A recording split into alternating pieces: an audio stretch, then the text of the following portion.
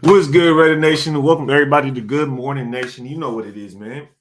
It's 8:30 Pacific Standard Time, June 22nd. You know what it is. We're about to hop into this episode of Good Morning Nation. Today we're going to talk about Ndamukong Suh. The Raiders show interested in this defensive tackle to create the most dominant defensive line in the league, pretty much. That's what we're looking at. That's what we're looking at.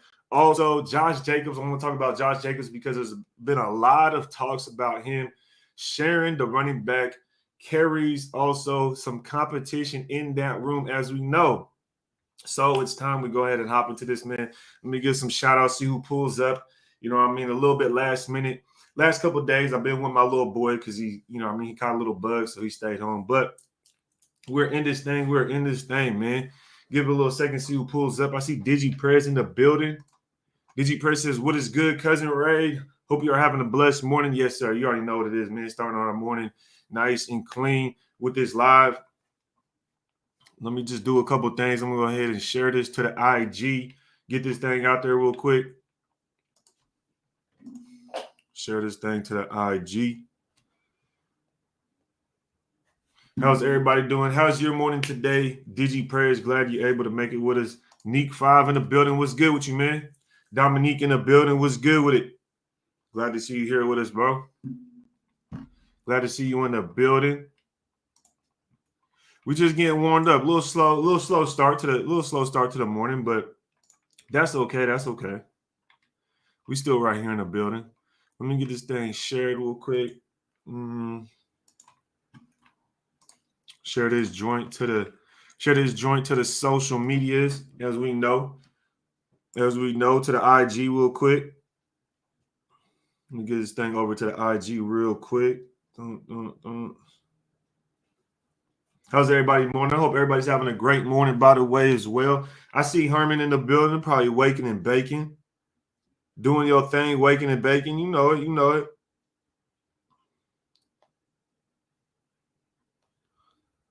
Man, let's get to the thing. Let's get to the chat though, man. Neek 5 in the building. Was good with you, EJ? Glad you're able to make it this morning, EJ.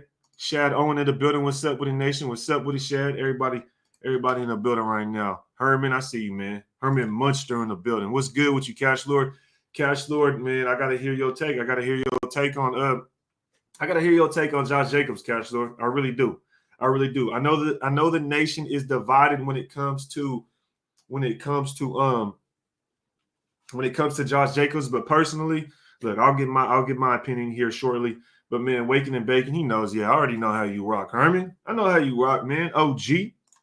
Paul Burton in the building. Salute Ray from Tennessee Raider. Yes, sir. Shout out to Tennessee, man. I got my partner out there in Tennessee as well. I think he's staying in Union City. Correct me if I'm wrong. I think that's how it is. Union City. Maybe he might be Chattanooga. Shout out Tennessee, man, out there in the South. Richard Snyder in the building, looking OG with the OG glasses. What's good with you, man? Glad you're able to pull up on us this morning. I hope you're having a great morning. Team Raider in the building. I see you, folks. Dangerfield, how you feeling, bro? How you feeling? Glad you're able to make it this morning. Ray Love, what's good? What's good, Ray to tape? Ray Love, I see you, man. Are you Is you standing on water or was you standing on a log? That man doing some different stuff out there. Gene in the building. What's up with it? Gene from Montana. Gene O. Yes, sir. Yes, sir. Gene O. Glad you're able to make it, man. Fear the nation. You already know what it is, man. Fear the dark side. Fear the dark side. Fear the nation. He said gravity bong hit different. Yo, if you never hit a gravity bong, let me tell you something. If you never hit a gravity bong, if it's your first time, you might be in some trouble. William Merchant in the building. I'm glad to see William with us today. Hope you're having a great morning. Hope you're having a great week, everybody. Hope everybody's having a great week because I've been having a pretty good week myself. I spent most of this week with my son because he was feeling a little ill, so he wasn't really going to school. But today he was feeling better. Yesterday he was feeling better as well, so he was able to go back. And I was like, man, I got to go live. I got to get something kicking off for the nation, man, because I haven't been on for a minute. And I'm going to start going live a little bit more. I'm going to go live a little bit more, and I'm going to start dropping a bunch of videos.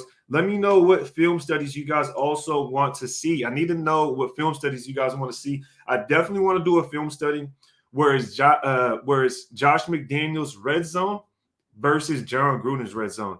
Because for those who don't know,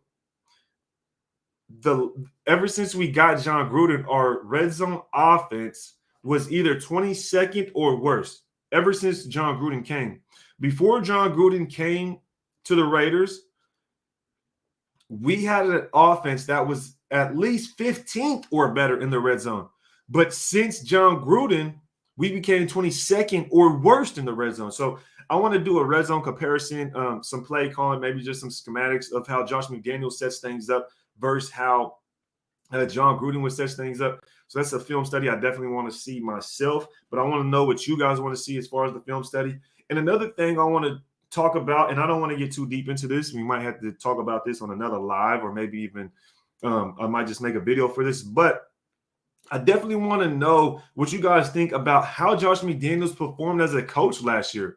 Because when you go look at the numbers, when you go look at the stats last year, Josh McDaniels really didn't do a damn thing last year. Let's be honest. He didn't do anything last year.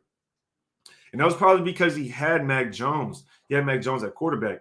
He had a younger quarterback that he had to somewhat, ease into the playbook. He had to ease into the league, so he didn't want to do too much with him. But the fact that Josh McDaniels had Bill Belichick as his coach, as his defensive coach, basically, and they were able to have the number one defense in the league, number two red zone defense in the league, you were really able to capitalize off that as far as an offense and be able to sit on a lot of things. I don't know if you're going to be able to sit on a lot of things with this Raiders football team because we will not have the number one defense in the league. I mean, we can kind of be honest about that, right? We could be honest, say we won't have the number one defense in the league, but we should have a top 10. That's top 15, right? So I would love to have that. But my point is that Josh McDaniels has been able to have a great defense, and I haven't seen this Raiders team have a great defense in a long time. And when you go look at the numbers when it comes to playing the Chargers, because I wanted to do a film study where Josh McDaniels playing against the Chargers, then we have an idea, okay, this is how Josh McDaniels likes to play for our current division rivals, right? Because he just came to the AFC West. So let's see how he plays against AFC West teams, right? Like the Chargers. And when you look at him playing against the Chargers, I'm like, bro, you only scored one touchdown. And when you look at it, the score was 27-24 against the Chargers. The Patriots only scored one touchdown. And it was the very first drive of the game. And after that, they never scored a touchdown again. How do you win a football game 27-24, scoring one touchdown, and it was the first touchdown of the drive? And the reason that is because their defense was that good, y'all. Their defense was that good to where they were capable of making a lot of stops against the Chargers.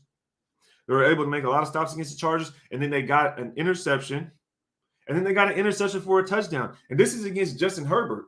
So I got to continue looking at it, continue watching the film, continue looking at the numbers and the play-by-plays, and just see how everything turned out. But I'm not knocking Josh McDaniels. I'm just saying it's something I had noticed. That's it. That's all I'm saying.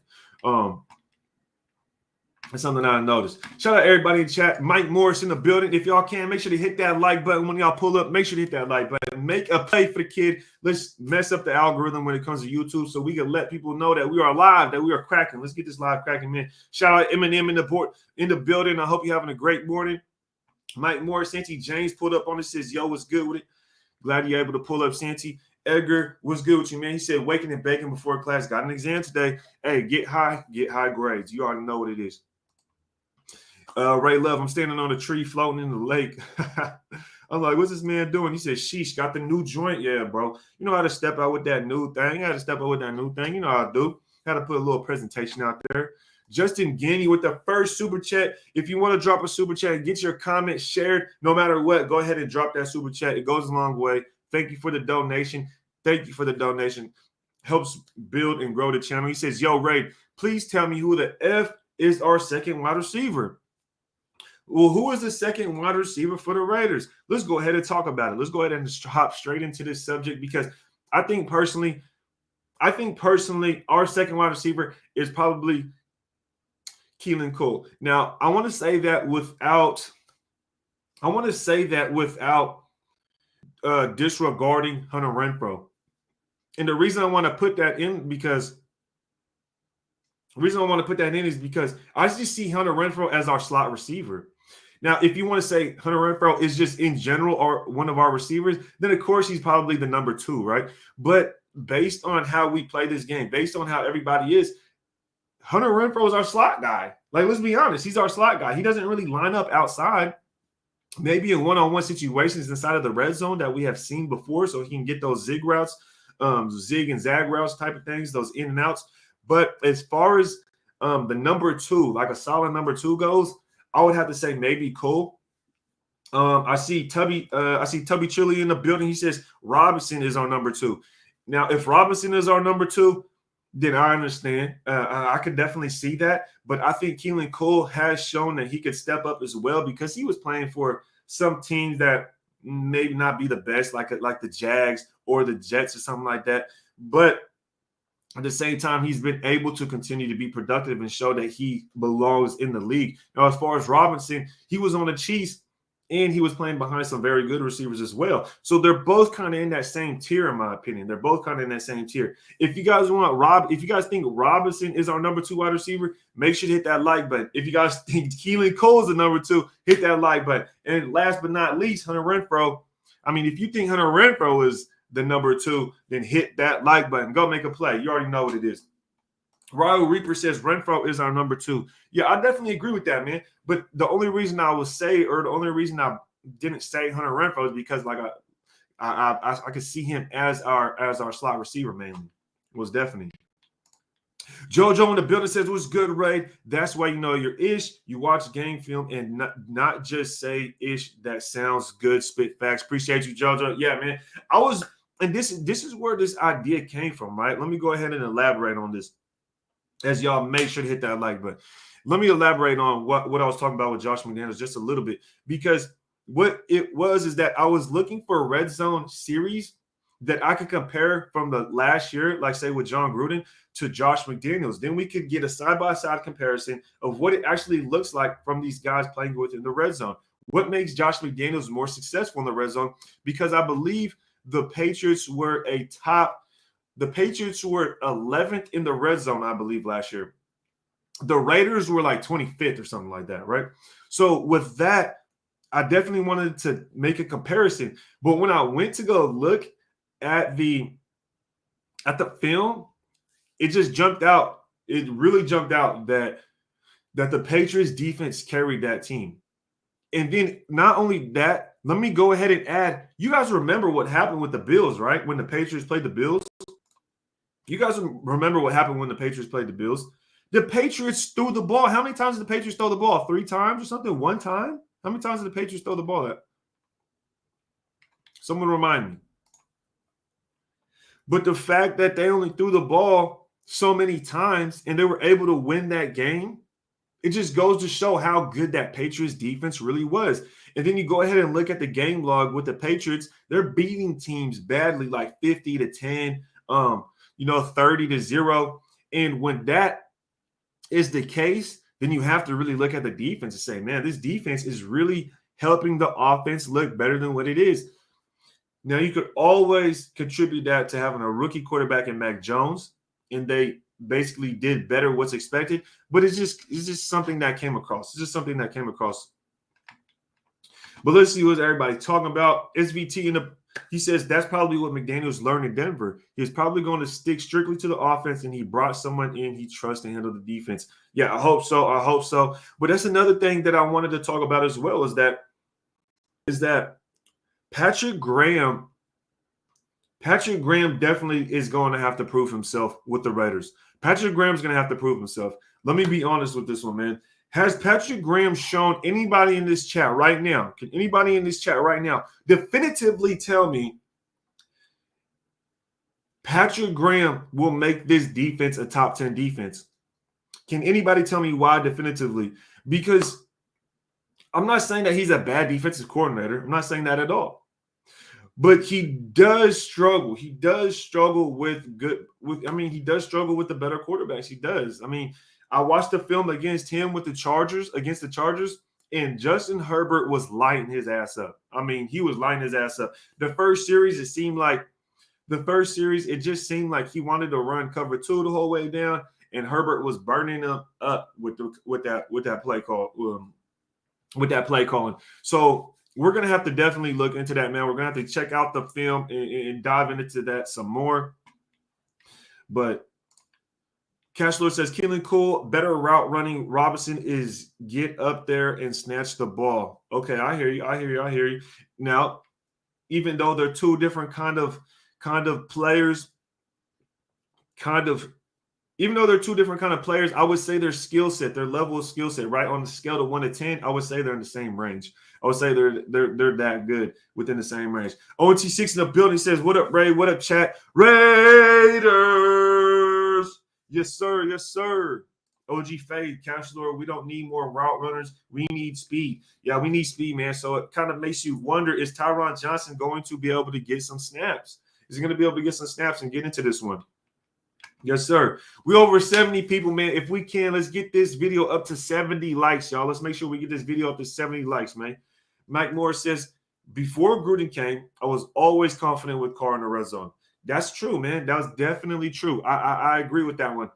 I definitely agree with that one because you remember back in, let's have some memories. Back in 2016, when all we had to do was throw a lob. All we had to do was throw a lob or a fade route in the end zone. Carr Crabtree, Carr Amari Cooper, and we was killing it, yo. We was really killing it. Carr used to be lethal in the red zone. But now it seems like we have let me see if I can get this a little close. Now it seems like we're definitely having struggles within the red zone. So we're going to have to definitely do a comparison on that one. Z in the building was good with you, man. It's just good to see you, Ray. Glad you're able to make it out here, Z. Lacerio says, so can Graham contribute that level of defense?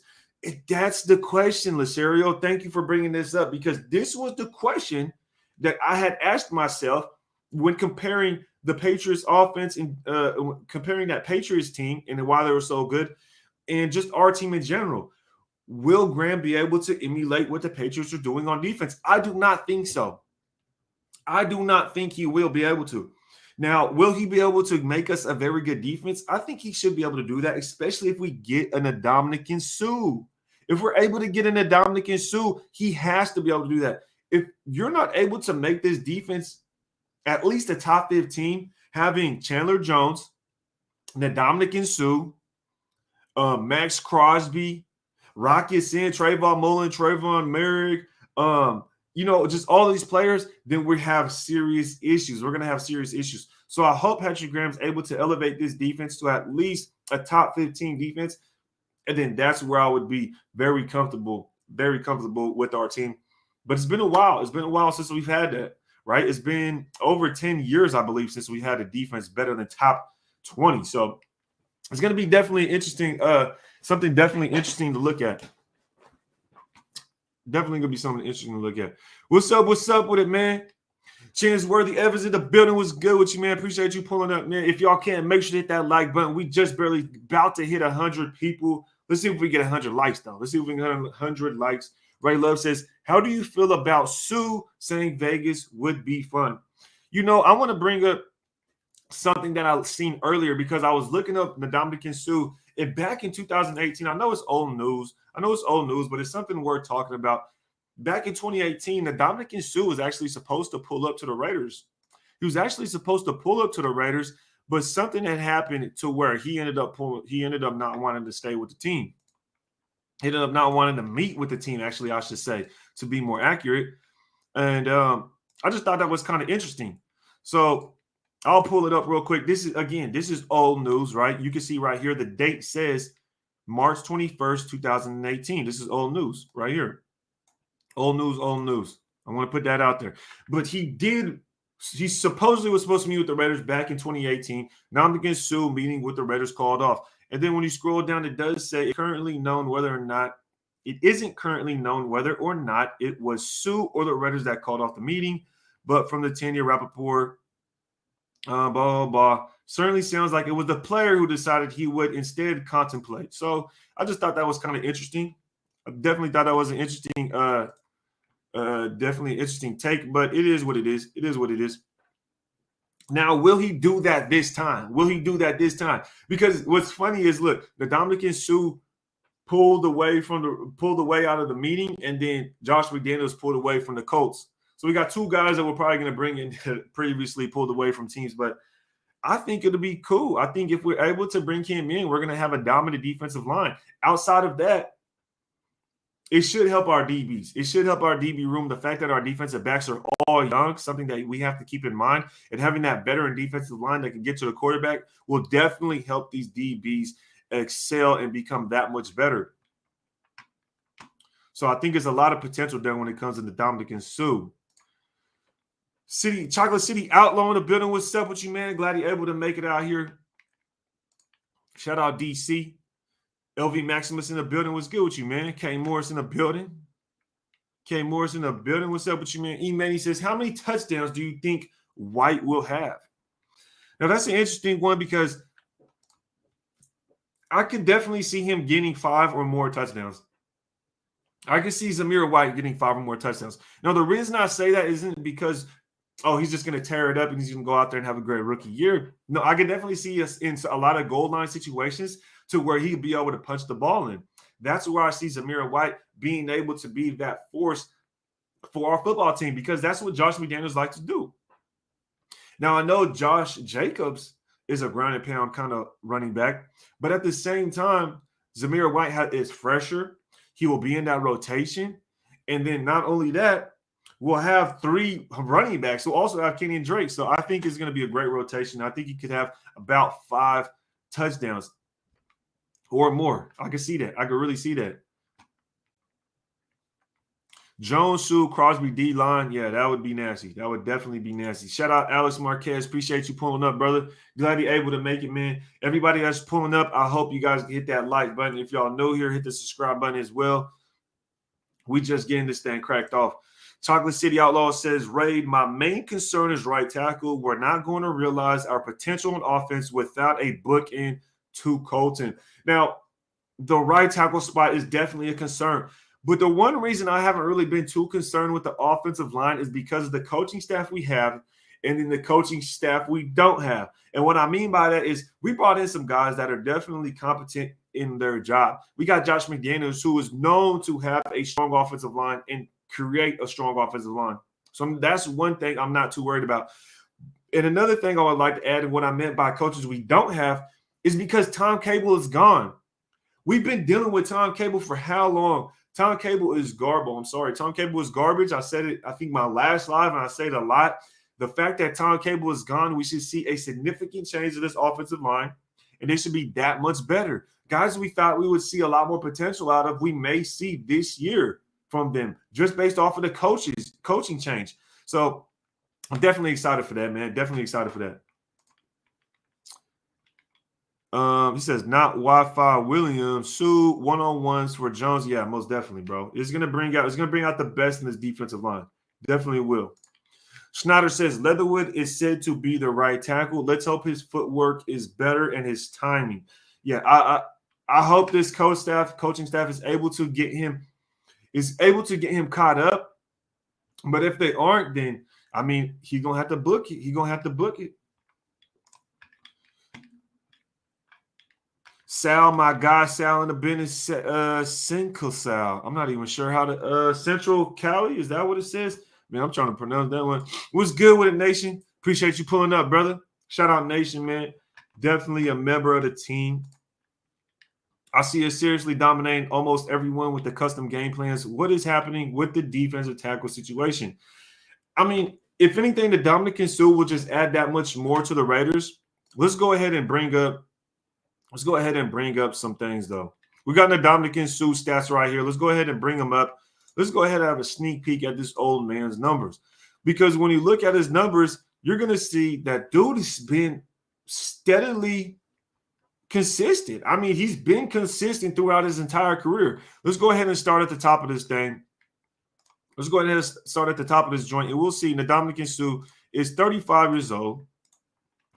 He's 35 years old. It says right here, 35 years old, 6'4", 313 pounds. Now let's go down and check out some numbers. Let's check out his recent numbers. Now you can see 2021, he had 6 sacks, y'all. 6 quarterback sacks. Year prior was 6.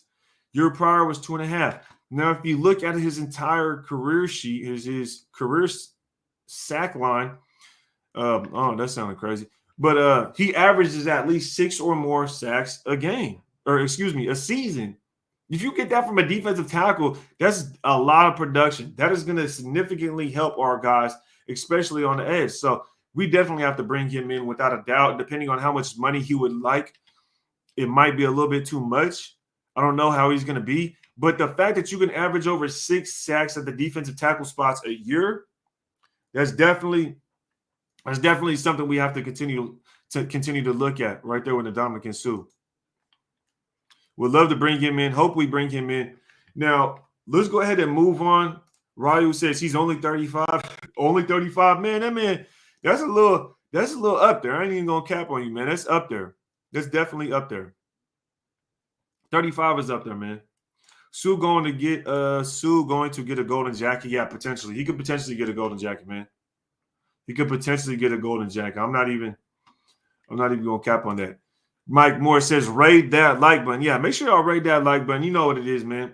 Kind of a slow morning this morning. You know what I mean? Been in and out as far as YouTube, but look, I'm going to be getting cracking back on this thing. Got the brand under wraps. My son's back at school. Like I said, he was feeling a little bit under the weather, so, I'm able to get back online. So glad everybody is here. Y'all the real ones. If y'all here with us right now, y'all the real ones. Good morning. Good morning. I swear someone said he was Brady's age. Oh, I don't know about that, man. I don't know if he's Brady. Yeah, he's not Brady's age, but 35 is still up there. Now, there's only a few guys that are able to play defensive tackle for this long, and the other guy, I believe, is Calais Campbell. Calais Campbell is the other dude that's up there, and I think he's even older, 37, maybe 38. Now, Wi-Fi Williams says, trade Carr for Baker. We might trade you, Wi-Fi, not Wi-Fi William, for somebody because you over here tweaking, boy.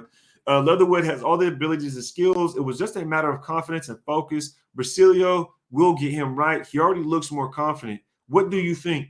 I agree with everything you're saying, Jeff. And this is one thing I will go out on a limb and say I think Alex Leatherwood will progress. I think he will propel this year. I think he will be a lot better than he was last year. Number one thing I want to focus on is his penalty issues. Number one thing I want to focus on with Alex Leatherwood is his penalty issues. Like, dog, you can't continue to get penalty after penalty after penalty. You have to keep yourself under wraps. So I think you're right on when you say that he was maybe nervous. It was all mental because he does have the physical ability to be a great offensive lineman. Let's be honest. So we'll have to see what happens. Mike Morris says 35 years old and still getting 6 sacks at defensive tackle. That'd be like 3rd or 4th on our team. Yeah, if he came in, he'd definitely be at least 3rd on our team because I would assume Max Crosby and Chandler Jones will get at least 8 or more sacks. We would expect them to get double-digit sacks, but the fact that they would, get that much and then Suh would come behind and get about 6 of those. So would definitely be something to contribute, and our defensive line would be that lethal. It would remind me a lot of how the defensive fit was for the Tampa Bay Buccaneers. Let me be honest. You have great edge rushers. They had JPP, they had Shaquille Barrett, and we will have great edge rushers. The only difference would be is that they had Vita Vea. I know he was hurt for a little bit last year, but Vita Vea is a dominant force on the interior, so we would definitely be missing that piece as far as the defensive line comparison as the Tampa Bay Bucs. But we do have better edge rushers. Let's be honest. Chandler Jones and Max Crosby or Shaq Barrett and JPP. I'm going to choose Chandler Jones and Max Crosby all day. So definitely interesting. EJ, yeah, Baker. That's what I'm trying to figure out. I'm like, bro, what are you talking about? What are you talking about? You're talking about some Baker. 801 in the building. What's good with you, man? He says, but there are those special players who are able to play into their late 30s and such. And Suh is obviously one of them. Exactly, man. There's not many players that can play into it clear past their 30s. Let's say that 801 clear past their 30s because a lot of players will hit their 30s, and then at that point, that's when they start to trickle down and almost contemplate retirement. Suh is well past his 30s. He's in the middle of his 30s, right? This year, he's going to be closer to 40 than he is 30. So that's definitely something interesting. Some people are just built like that, man. William Merchant says we missed out on Ogunjobi. Yeah, man, I wanted Ogunjobi. Definitely. EJ says, hope your son's doing good. Same caught the Same, caught the damn summer flu and just starting to get over it. It was gnarly this year for me. Yo, hope you're getting well. Glad you're getting better and that you're getting over it, man. Thank you for the kind words. Yeah, I don't know what it is about this flu thing going around. My son had a fever of like 101, 102 that was up there for like 5 days, man. Like 5 days. So I'm not sure what that was about. Definitely not sure what that was about.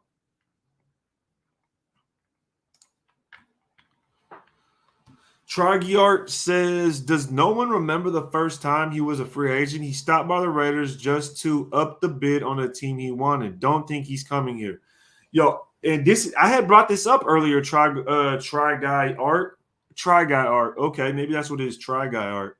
But anyways, I had brought this up. I brought the article up to where he said he was going to meet with the Raiders. He ended up blowing them off. So maybe that's not the right words to use. But he ended up canceling the plans to meet with the Raiders, and that was on Suh.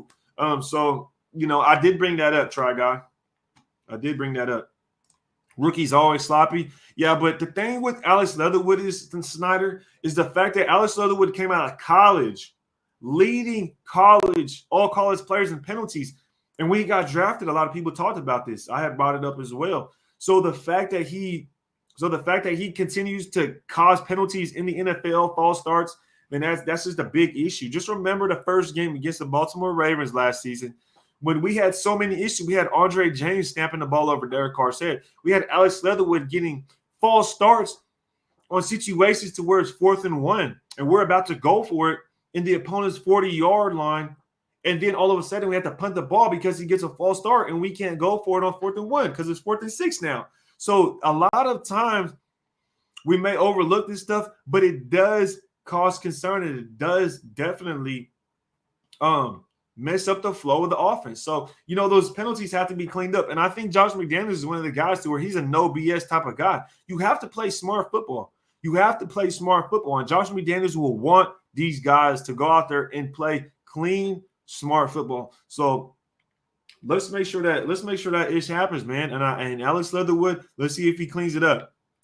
Max needs double-digit sacks for $23 million. Yeah, Max has to get double-digit sacks. Both of them. I mean, they both make a lot of money. So how much are we willing to pay per quarterback sack? How much are we willing to pay? Technically, if you think about it, say Max Crosby gets 10 or 11 sacks, we're basically paying $2 million per sack. Like that's a little expensive, but hopefully he's able to break out if Chandler Jones is on the other side and he's able to get, maybe not break out because we know he's already a great player, but just go ahead and break up towards that 15-plus sack number. And that would be something definitely interesting to look at.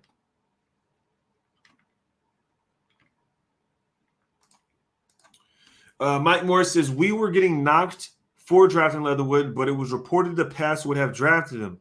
They like his talent and feel like they could fix his technique.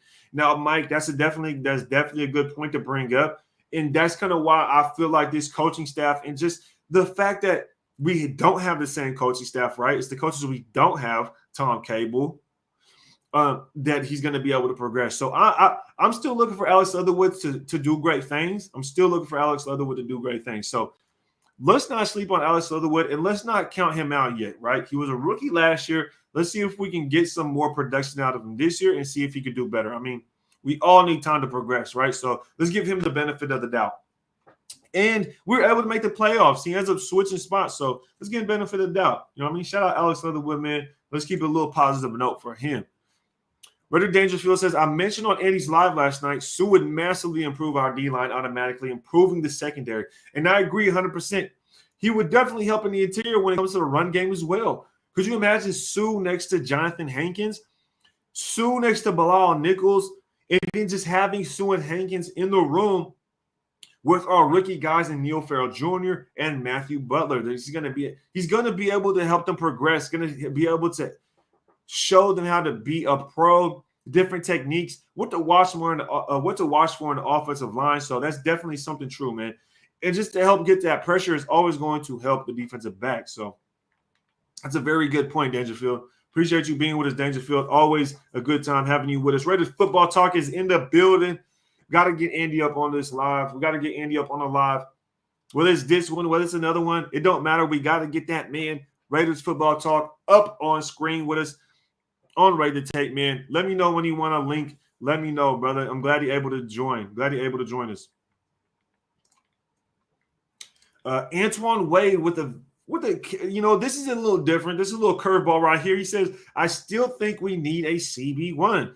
As far as a cornerback one, I'll be honest, man, I think we're set. I don't think we need a cornerback one per se. I just think we need to have guys that are able to be competent at the cornerback spot. Don't get beat over top and don't cause a bunch of PIs. That's it. If you get beat every once in a while, it does make sense because every corner gets beat. And I don't know if there's an expectation that guys are supposed to be completely shut down. Not every team is going to have that, right? I don't think every team is really going to have that. And if you look at it, not every Super Bowl winning team or a very good team has a shutdown corner. Let's be honest. But they do have some DBs that are shut down, and that might be their safeties. So with that in consideration, think about Trayvon Merrick. We should see him propel and be one of the better safeties in the entire league. We should see him be one of the better safeties in the entire league. So as far as CB1, I think Rocky Sin can definitely be a CB1. I think Trayvon Mullen could definitely be a CB1. Now, they're more in the range of a CB2, but having them both on the field, they're good enough to where they can guard whoever's out there. And that's what I like. I like to have competent players at all spots because you're not going to have superstars everywhere. Think about it. You want to have J.C. Jackson like a number one out there, but also have Chandler Jones, Ndamukong Suh, and Max Crosby. It's just not comparable. You're just not able to do stuff like that. Plus sign Derek Carr, Hunter Renfrow, Devontae Adams, and we still have to keep Darren Waller. Plus people want to have Josh Jacobs. So you gotta really spread the money around. And I think we did pretty well. Cash Lord, Warren Sapp saying Kaepernick workout was worse they seen before. No film, it was that bad. Yeah, I mean, I'm not really tripping on Kaepernick, man. Not really tripping on Kaepernick too much. Let's catch up to the chat, though, man. If we can, let's see if we can get up to 100 likes, y'all. Let's see if we can get up to 100 likes, y'all. If y'all just joining us, make sure you hit that subscribe button. Make sure to hit that like button as well. Welcome to Ready to Take. Appreciate everybody that has been with us. Hope everybody's having a great morning, great day, great start to their morning. You know what it is. You know what it is. Shout out to Andy. You already see what it is. William Merchant. He says pressures which lead to turnovers is better than sacks. And pressures which lead to incompletions are not as good as sacks. So we are paying for sacks and pressures which meet the aforementioned. Pressures which meet the aforementioned. Now, when you say meet, do you mean meet like you're meeting something coming together, or you mean meat like the meat and potatoes, like a figurative meaning? I think you meant meat like joining. So I definitely agree with that, man. I definitely agree with that. We're just paying. Honestly, bro, we're paying to freaking win. Let's be honest, bro. We're paying all this money to win.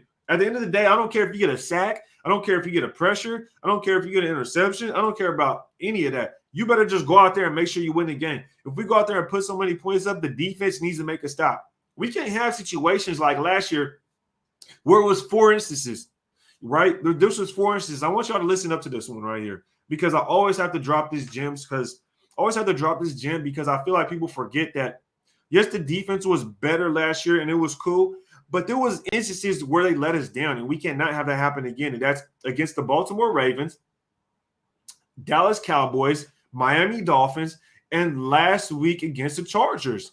You cannot let those situations happen to where we're up 2 possessions in the fourth quarter. 2 possessions, y'all. I'm telling you, this is no lie. Up 2 possessions in the fourth quarter. And the defense folds. The defense completely folds and lets the team come back in the fourth quarter with 2 possessions. Are you kidding me? That is terrible. There is no reason for that. And this defense now, I believe, will be good enough to where they won't be letting people come back. They won't be letting people be able to get back into the game. That's why we had so many heart-wrenching games last year. Think about the Chargers game. Perfect example. I know y'all remember the Chargers game. We were up 29-4. What was it? 29-15. We're up 29-15 against the Chargers in week 17, y'all. Or excuse me, I guess week 18, I should say. Week 18.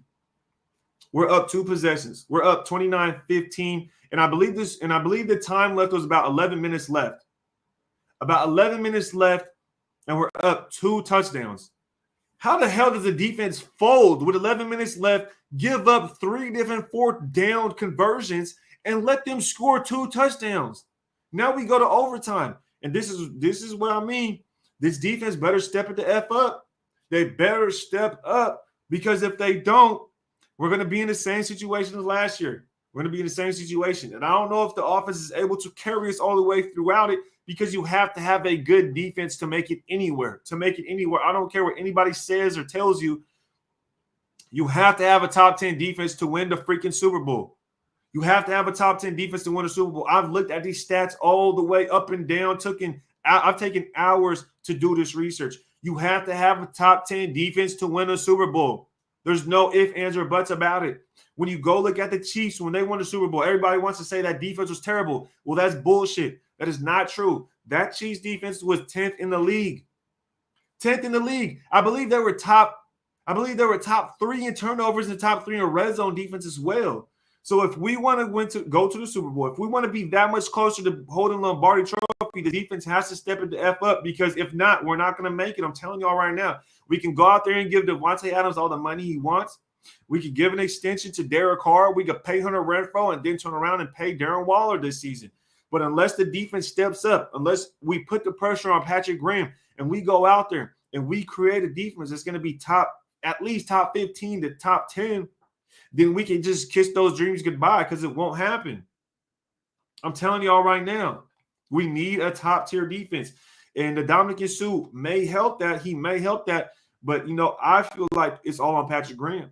I feel like we have the pieces on the defense already. Rocky Sin, Trayvon Mullen, Anthony Averett, Nate Hobbs.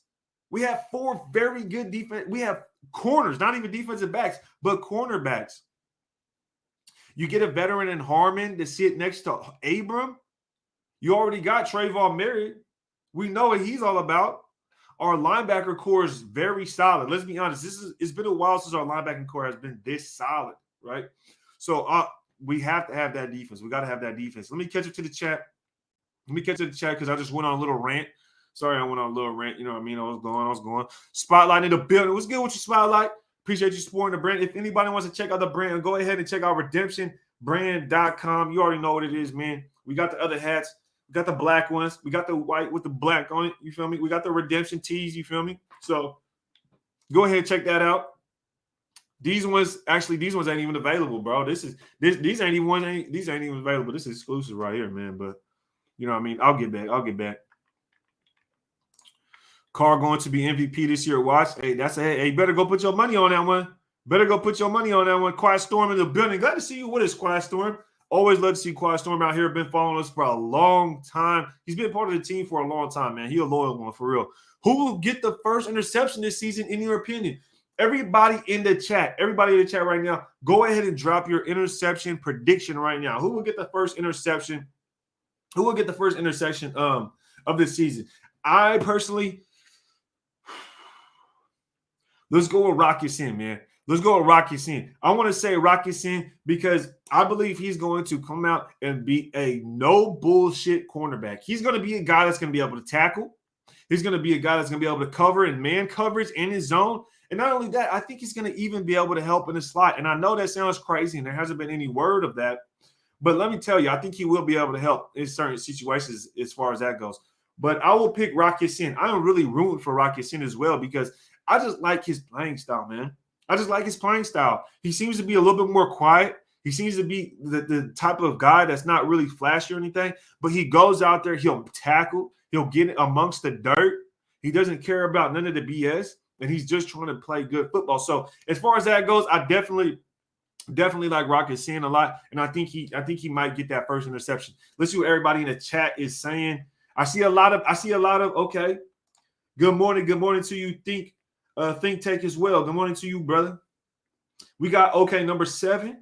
I was gonna say Merrick, but you know, I'm a Merrick fan. Like I wanted to draft Trayvon Merrick. For those who don't know, I wanted to draft him when we did. So I feel like, you know, I try to stay away from saying anything with Merrick because I'm just biased. You know, I like Trayvon Merrick. He's probably my, you know, I got a question for y'all. Everybody in the chat right now, make sure you hit that like button. But I got a question for y'all. Right now, on this roster, right now, who is your favorite Raiders player right now? I want to know everybody's favorite Raiders player right now. I want to know because we got a lot of new players. We got Devontae Adams. We got Chandler Jones.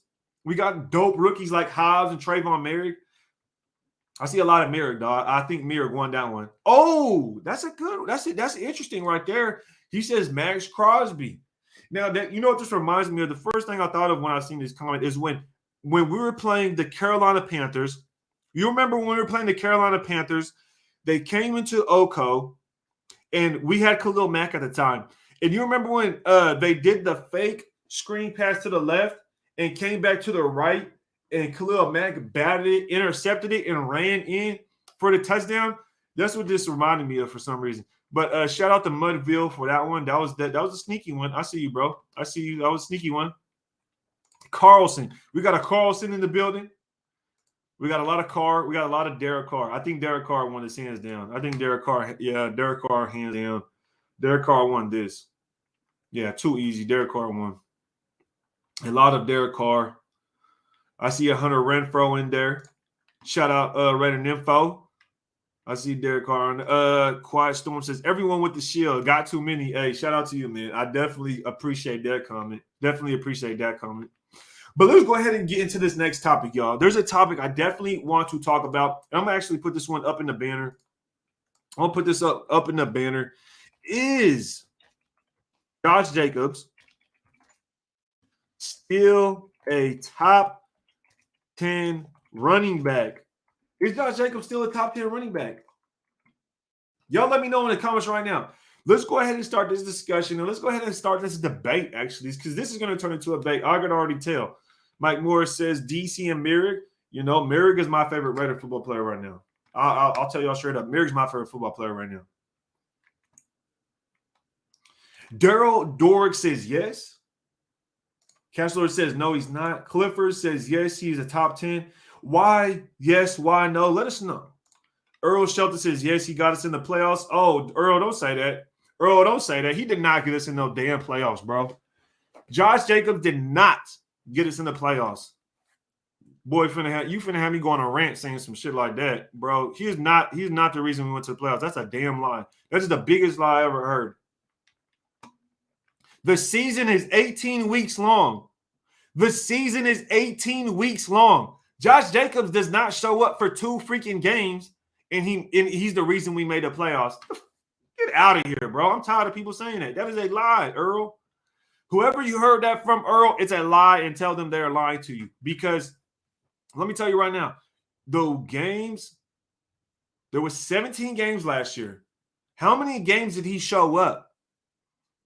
There's no way he could have – there's no way he got us into the playoffs if he only showed up for 2 games. You can't do that. There's no way. There's no way. So I'm sorry. You can't. We don't beat the Chargers. We don't beat the Chargers without Josh Jacobs. Let me tell you something, though. When you say we made the playoffs with Josh Jacobs, if anything, that's like implying that he's the reason we were able to make the playoffs. He's not the reason we're able to make the playoffs. He wasn't there for those first 6, 7, 8 weeks. He wasn't there. Just because you show up in the last game or 2 doesn't mean you're the reason we made the playoffs. That's not how it works. The season is a lot longer than that. If he would have shown up earlier in the season, we wouldn't have had to worry about no Chargers game. You wouldn't be sitting here thinking he got us to the playoffs. No, he's the reason we were struggling to get to the playoffs. Can we be honest? Josh Jacobs is the reason we were struggling to get to the playoffs. That's really what the sentence should be. So that's what I would say, man. No, not till he can stay healthy and do more than a bruiser. Yeah, 100%. This is a touchy subject. This is why I wanted to end the live with this subject because I know some people are going to be like, oh, I like Josh Jacobs. He's this. Me personally, I like Josh Jacobs a lot. Josh Jacobs is a very good running back. Josh Jacobs is a good running back. But is he top 10? Jacobs even jealous of White already. Yo, Snyder, he might be. Best ability is availability, you know? So we'll see what happens. Let's see. Let's get to another comment. William Merchant, it is better said. Jacobs was key in that 4-game win streak. Let's go ahead and bring up Jacob's stats real quick.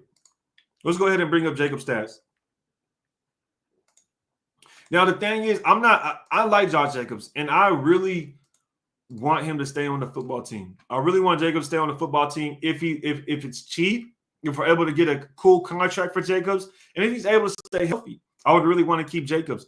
Let's go ahead and bring up his stats real quick because I want to talk about this real quick. I'm going to get back to the comments. We get back to your guys' comments. 3 seasons with the Raiders. Every single season, he has regressed. Every season, he's regressed. The first season he played with us, he had 13 games and started 13 games, correct?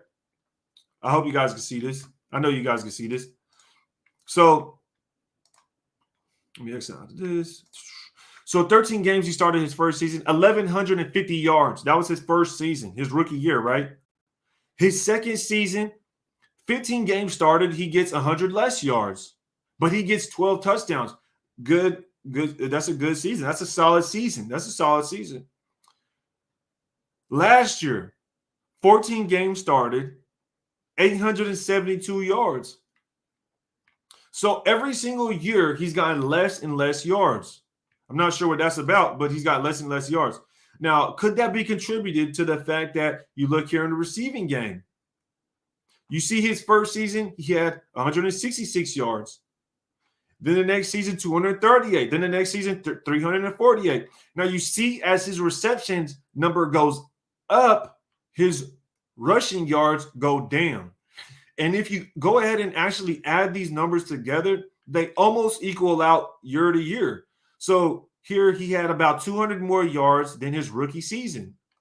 Here he had about 200 yards. This right here is 300 yards than his rookie season, right? Now you compare here, this is about 100 yards. This right here is about 200 yards. So when you compare those, he's getting a lot more receptions in the aspect of all-purpose yards. Because you see receptions, 20, 33, 54. So his receptions are going up. He's becoming more of a receiver. Now, is that a good thing for Josh Jacobs? Is that a good thing for Josh Jacobs? I'll leave that for you guys to interpret or come up with a conclusion for that. But as far as his stats, his rushing yards, they have been diminishing. And as far as his availability, I know it says here his rookie season, he started 13 games, and last year he started 14. But we know even though he started 14 games, he didn't really play that much in those games that he started. Let's be honest. Now let's go to the game log because I think this will give a lot better. How do we get to the game log? But I think it'll give a lot better kind of like interpretation of what we had going on when it came to Josh Jacobs. But let me get back to the chat real quick before we get to them stats. Dude says he isn't explosive enough. I think he's explosive, but I'm not coming to it. Hit that like button. You already know what it is, Carlos. Hit that like button, man. Hit that like button, man. The last 4 games he balled out. We're gonna look into it. Excuse me. We're gonna look into it. Omar says the number that popped out to me is that he has 3 runs over 25 carries, 25 plus yards. 3. What the F, man? That breakaway speed is straight cheeks. That's a very good stat to bring up, Omar, because when you look at a lot of running backs, when you have that breakaway speed, you're able to score those touchdowns. And how many times have we seen Josh Jacobs break away, but then get caught from behind? Several times. That happens all the time. So yes, I've always thought that as well, man. I've never liked Josh Jacobs' breakaway speed because he's just not able to score those touchdowns, right? He's not able to just finish the play, just finish the job, brother. But he's not able to do it because he don't have that speed, man. But let's see what everybody else talking about. Jacobs can be a top 10 running back every time he gets over 100 yards, we don't lose. That's the thing, though. In order for Josh Jacobs to get 100 yards, we have to feed him the ball like 25 times. Like, bro, how many? Like, think about that. We have to give you the ball 25 times for you to do a decent job. You know how frustrating that is? That's not how – I don't think that's how you should – I don't know. Me personally, I just don't think that's – I don't know, man. That's too much. That's just way too much. He might be top 15. He could – yeah, he's definitely top 15. I think he's top 15.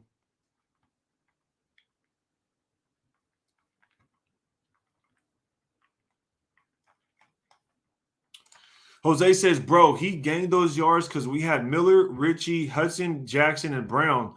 These whack O-line we have right now are making my boy look bad. Yeah, I mean, you could contribute it to the line. You could definitely contribute some stuff to the line. I don't know if I would contribute all to the line because you got to think he was hobbled. Part of it is him being injury prone. And I wouldn't tag him with injury prone quite yet. Not quite yet. But, you know, let's see what happens this season. Let's see what happens this season. If running back by committee will help him, he could share some of those carries. But I don't think he's a top 10 running back. I just don't.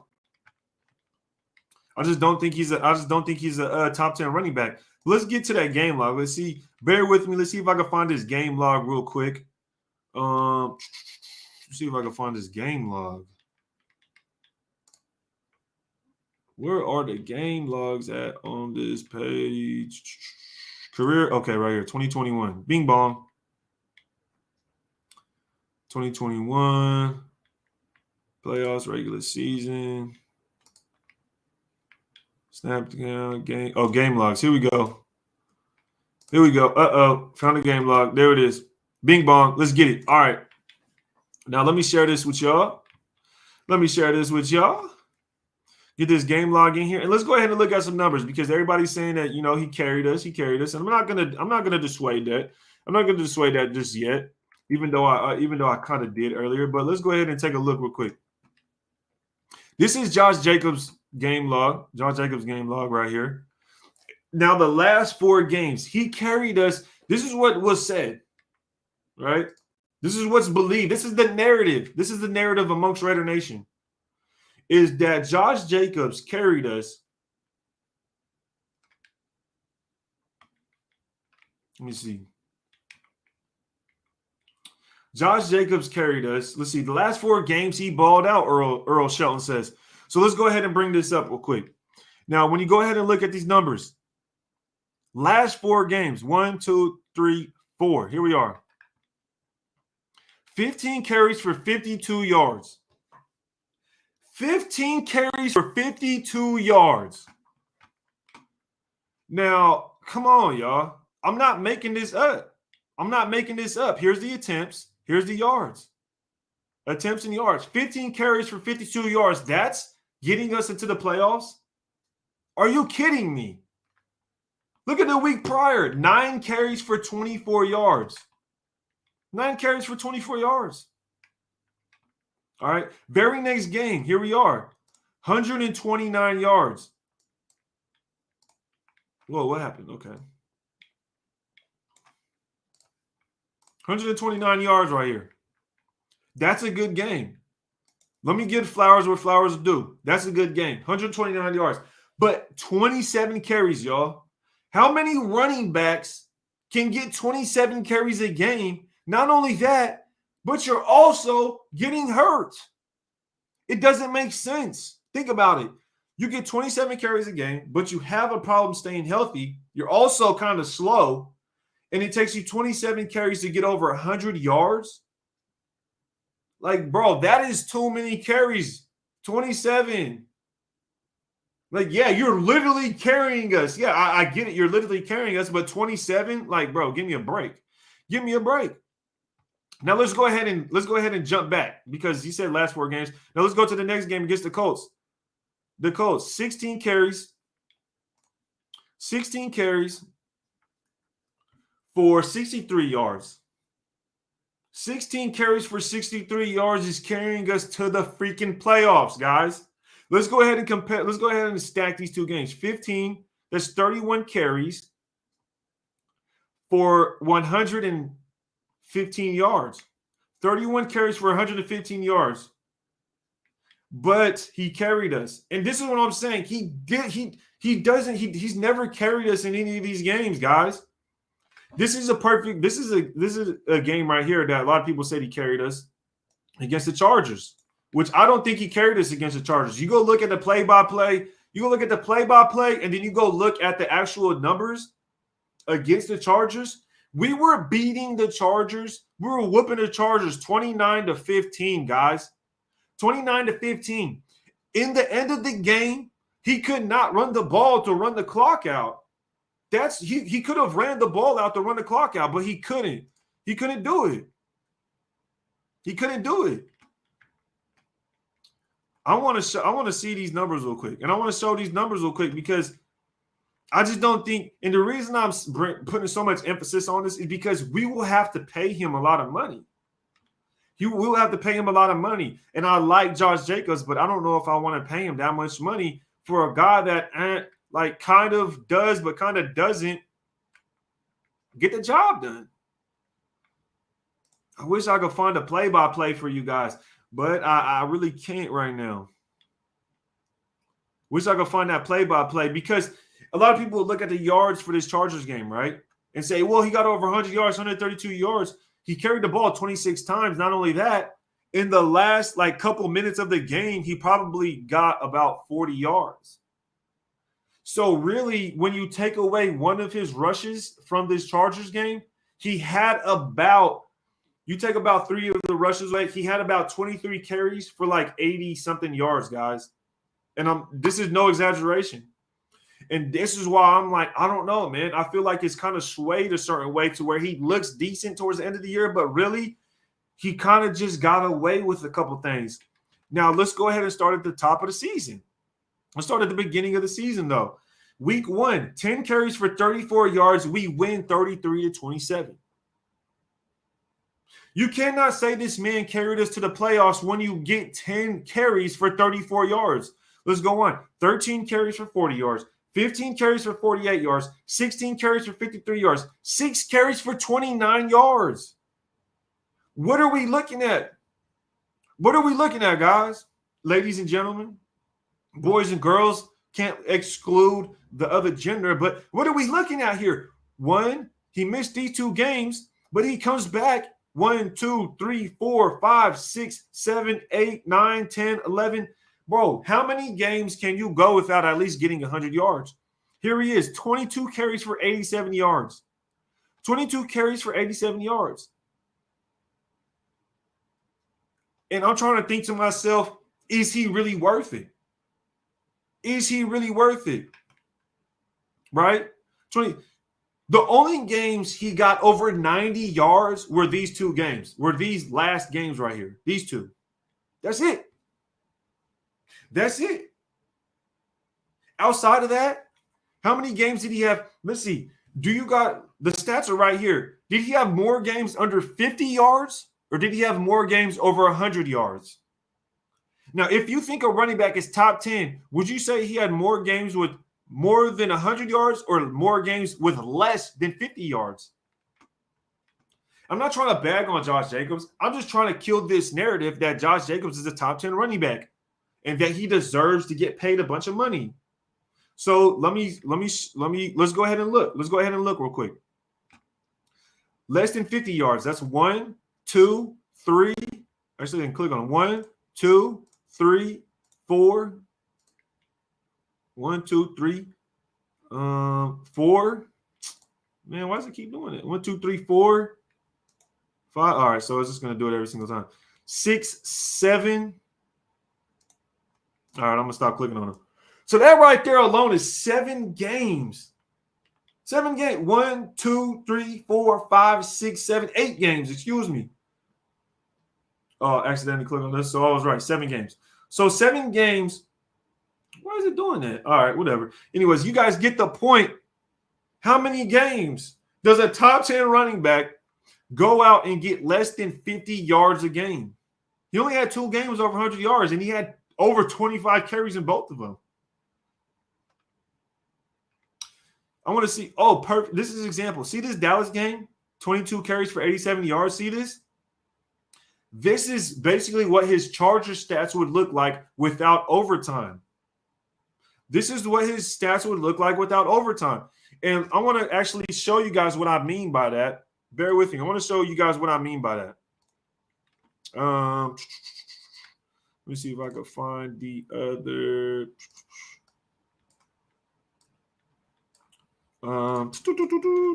Josh Jacobs versus Chargers. And I want to show you guys this game by this play-by-play real quick. Raiders versus Chargers. Let's see if we can get it up on the ESPN Gamecast. And that Chargers game was a good game, right? Let's not act like it wasn't. Okay, can I put this back over here? There we go. Here we are. Let's go ahead and look at this because I just want to show you guys what I mean by him not having the stats that you really think. So when we scroll down, we will see. Let's go to the very end. Here we are right here. This is overtime, end of the fourth quarter. I want you guys to see this. This is the end of the fourth quarter, right? Check this out real quick. This is overtime. This is the end of regulation. And mind you, I want to show you guys. Look at the score. Look at the score. Look at the flipping score. The score is 29. Look at right there, 29-14. 29-14, guys. How are you winning 29-14? This is freaking flabbergasting, right? 8 minutes, 23 seconds left in the fourth quarter. 8 minutes, 23 seconds left in the fourth quarter. You see it right here. We are up 29-14. This is updated after this drive. That's why it says 20 to 29. This is updated after they have scored. But my point is it's 14-29 with 8 minutes, 23 seconds left in the fourth quarter. 8 minutes left. They're up by 2 possessions. How do we end up in overtime? Very interesting. Very interesting. Anyways, they score a touchdown, right? They end up scoring a touchdown, right? And then they get a 2-point conversion. So it becomes 22-29. Here we are. Mariota goes for 8 yards. We lose 4 yards. Derek Carr sacked. Terrible iteration. This is terrible play calling. Right here. Anyways, they get the ball back with 2 minutes left, and they score a freaking touchdown. So we go to overtime. We're in overtime. Jacobs, boom, perfect example. And this is what I'm talking about. I'm not saying Josh Jacobs is bad, but when you look at those stats, they are misleading because here we are in overtime. He gets 28 yards. You get a 28-yard carry in overtime. You get an 18-yard carry in overtime. That is 46 yards in overtime already. He got 46 yards in overtime. Those are his best rushes the entire freaking game. And it totals the 46 yards. Okay? Add another 7 yards. That's 53 yards. Add another 7. That's 60 yards. Add another 10. That's 70 yards in overtime. Okay? In overtime. So I'm not trying to hear anything about, he carried us, blah, blah. No, he didn't carry us. I'm sorry. If anything, our defense failed, and then we just played the game that we had to play. That's it. He didn't carry us, bro. If you're winning 29-14, why couldn't he have carried us in regulation? Like, to me, that's not carrying, bro. You need an extra 10 freaking carries to do anything. And that's not carrying a football team. I'm sorry, it's not. It's just not. That's not to me, at least. Not to me. I'm sorry, but yes, OT. In OT, when it counted. This is what you call moving the goalpost right here. This is what you call moving the goalpost, right? So, because, I don't know, man. We're up 29-14, and now it's overtime, and dude gets 40 yards in overtime. But in regulation, he couldn't do shit. It just confuses me. You need 27 carries to do anything. Like, bro, give me a break, man. Give me a break. I'm not paying. And this let me just end it with this, man. My point is, I'm not paying this dude $10 million plus to do this. I'm not. He didn't carry us, but he did put us in position to win in OT. Definitely. He had great runs in overtime. But when you almost get as many rush yards in just overtime that you did in regulation, what does that say? Are you holding out when it comes to the regular game? what are you doing? Saving yourself for a certain moment? Like for me, it's the perfect example. Oh, I like that, Omar, is his major flaw, inconsistency.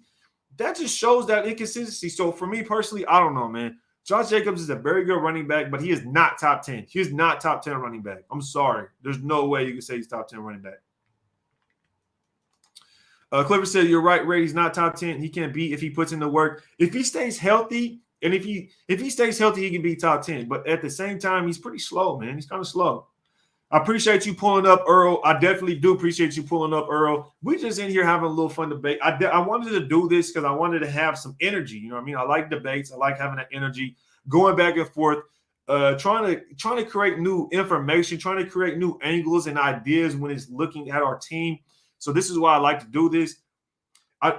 And another thing is when I do this, a lot of people look at me like I'm the bad guy. A lot of people look at me like, oh, man, he doesn't like the Raiders. He's always talking trash, blah, blah. I just like to create new angles. I like to create new ideas. And with that being said, I like Josh Jacobs. I want Josh Jacobs to have his best year this season. I want him to stay on the football team as well. So I just wanted to show a different angle. That's it, man. That's all I wanted to do. William Merchant says, I hear your argument, but he's still top 10. Proof, opposing coaches stack the box when he in the game. Hope they do it this year. That's true, man. We'll see what happens. We'll definitely see what happens. It's going to be interesting because you're not going to be able to stack the box with Waller, Renfro, Devontae, and Devontae Adams. So it'll definitely be interesting. Good morning, Queen. I see you in the chat. Glad you're able to pull up on us, Queen. Pastor Raider says, as a Raider fan, we have to start selling for potential and go back to the commitment to excellence that we once had. Yeah, 100%, man. We have to have that excellence. The defense had to be tired for him to get all of his yards. Ross, I was going to say that, but I didn't want people to knock my head off, bro. I definitely agree with you. I feel like the Chargers defense in overtime was toast. Like, how do you do that? Oh, you carried us in overtime. Yeah, you were saving yourself, bro. You were saving yourself, dog. Like, how do you do better in overtime than you did 4 quarters in a regular game? That's because everybody else was tired and you were saving yourself, dog. Like, come on. That's Ray's point. He didn't say Josh didn't help. He's saying that Josh did not carry this team. Yeah, exactly. That's what I'm saying. Thank you, EJ. Thank you, EJ. Have y'all ever heard me say Derek Carr carried the team to the playoffs? No, I never said that once. Not once did I ever say Derek Carr carried us to the playoffs because he didn't. He did not carry us to the playoffs. So, this was a team effort. As far as I'm concerned, when it came to getting to the playoffs, it was a team effort, yo. It was from the coaches, from the defense, from the offense. The offense did terrible in certain games, and the defense helped us out a lot. The defense did terrible in certain games, and the offense helped us a lot. And also having our coach, Rich Bisaccia, everybody said he was a man's man. He was a leader of men. And, you have to give him credit as well. So I think it was just an all-around effort from the whole entire team to go out there and do what they needed to do. Offensive line, wide receivers. I mean, freaking Zay Jones, guys. Zay Jones even made plays, right? He stepped up. I would say one person that didn't contribute is Brian Edwards, but I'm not going to go down that road. I'm not going to go down that road. Shima with a super chat. Appreciate it, man. Thank you for putting on for this channel, bro. Appreciate the super chat. He says, unfortunately, JJ is plagued with injuries. His numbers aren't great because he's always played injured. He is a dog. He's definitely a dog, bro. Josh Jacobs is a dog.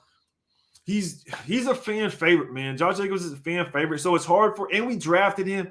He's one of those guys that came in, got a Raider tattoo, the whole shebang. So for us to, kind of like talk down to Josh Jacobs is pretty hard, but at the same time, I have to take a step back and kind of give that. I like to give that other perspective. I like to give that other angles, look at things from a different perspective, different lens. And with that being said, I do like Josh Jacobs. I don't think he's top 10 running back right now. But I do think he's a very good running back. Gorilla Stone says, how many passes did JJ drop in 21? Ah, man, I don't even know about that, brother. I don't know. I couldn't even tell you, but let us know. Let us know, man. Let us know. I'm gonna get to this last one, Raider takeover, and I think we're gonna call it a day. This was a fun live. I am gonna be on a lot more, y'all. Y'all stay tuned. Seeing G hit me up. He's trying to get a live together. I'm gonna hit my boy Andy up. I'm gonna try to get some more people on here. Most definitely.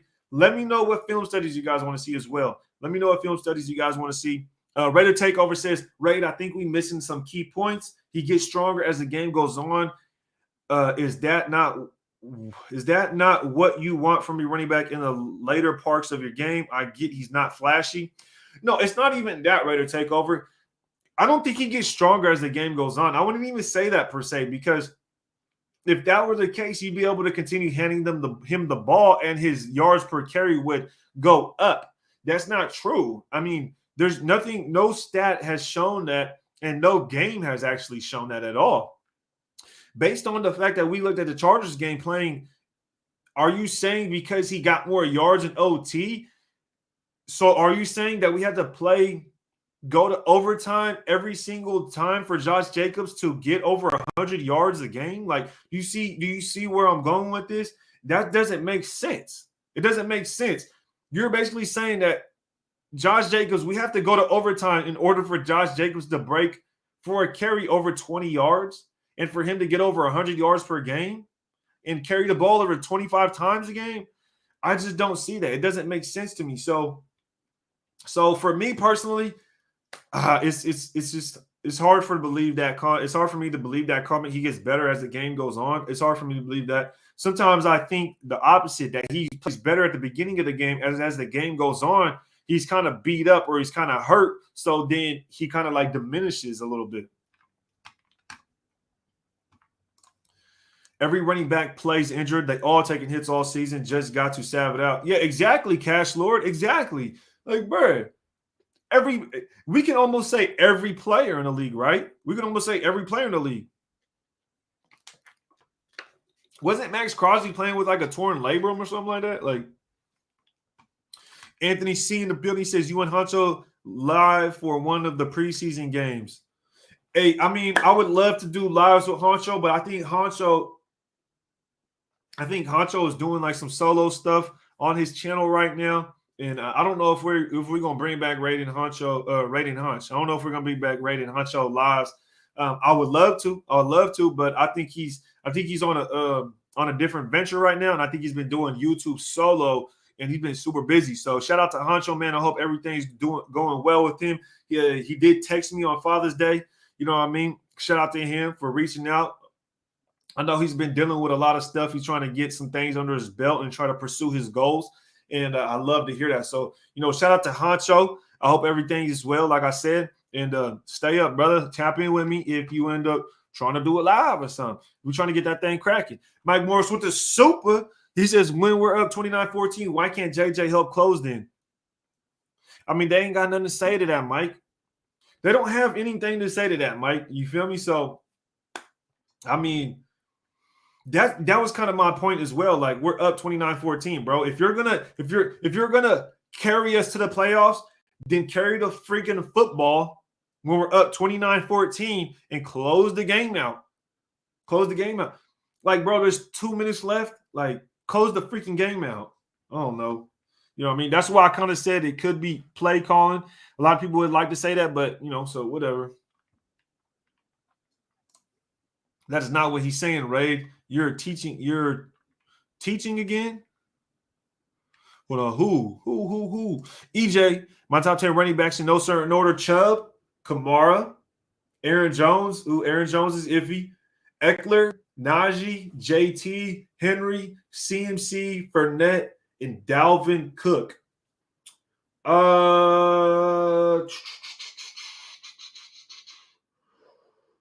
Give me a second to think about this one, brother. Give me a second to think about this one. I would switch out Aaron Jones for Antonio Gibson, the running back on the Commanders. Antonio Gibson is a top 10 running back without a doubt. I would switch him out with Aaron Jones. Actually, I would switch him out with Leonard Fournette. I would switch him out with Leonard Fournette, and then I would switch out Aaron Jones for Joe Mixon. I would switch out Aaron Jones for Joe Mixon. Yep. And that would be my top 10 right there. That would be my top 10. I would have pretty much the same as you. I would switch out Aaron Jones for Antonio Gibson and Fournette for Joe Mixon. He said, what's going on? Okay, so I guess something's wrong. Okay, there we go. Shit, forgot to throw Joe Mixon over. Yeah.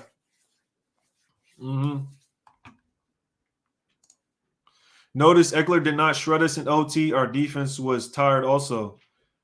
Brother. Did you really just say that, Will? Come on, Will. Don't do that to me.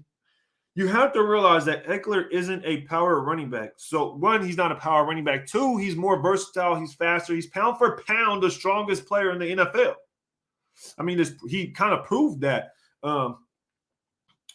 But also, he's very healthy. Now, to what you're saying is the Chargers were down, brother. The Chargers were down. We were up 29-14. When we go into overtime, we get the ball. They're not able to just run the football because we're up in overtime as well.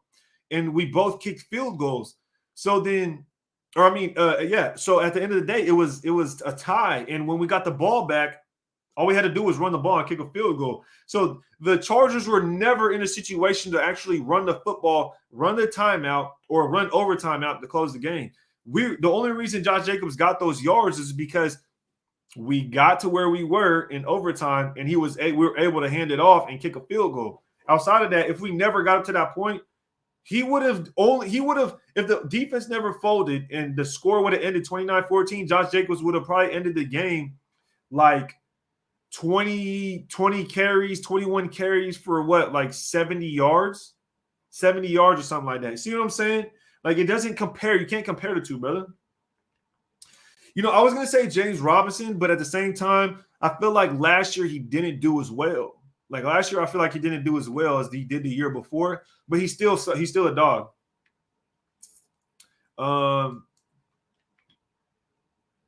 Personally, not a Gibson fan. I feel you, man. I like Gibson because, one, he's a former wide receiver. Antonio Gibson's a former wide receiver, so he's probably top 3 when it comes to receiving running backs. Now, not only that, he's fast, he's big, and he's able to run between the tackles and outside of the tackles. So I'm a big fan of Antonio Gibson. Am I the only one that noticed when Barber or Drake would take reps, they'd get more yards per carry? I mean, that's true. Peyton Barber was the first running back to get 100 yards in a game. And that was when we played the Dolphins, y'all. And I'm going to leave it on that note, man. Element Pro, glad he was able to pull up on his late. It was a little late, man, but I'm glad he was able to pull up. I'm just about to head out, man. Remember, if y'all want to go check out some gear, check out the hats, man.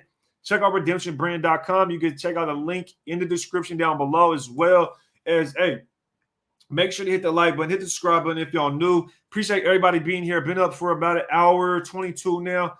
Cash Lord, I see you, man. Dwayne Thomas, JT's in the building. EJ, Anthony C, Richard Snyder, I see you, man. Eminem, you know who it is, bro. Robert Munoz Jr., Ryu, Raider Takeover, Merchant, Gorilla, everybody in the chat, man. Appreciate you.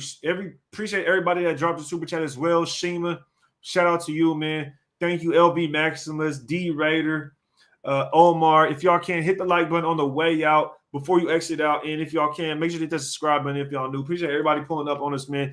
And until next time, y'all, you know what it is. Ready to take. Peace.